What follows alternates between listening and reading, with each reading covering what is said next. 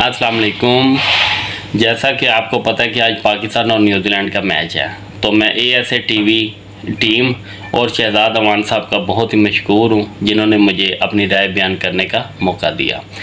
Guys, मेरी राय यही है कि अगर पाकिस्तान टॉस जीत जाती है तो इनको 170-180 तक का टारगेट देना चाहिए, और ये उस सूरत में हो सकता है कि अगर मोहम्मद हारिस और मोहम्मद रिजवान से बैटिंग करवाई जाए।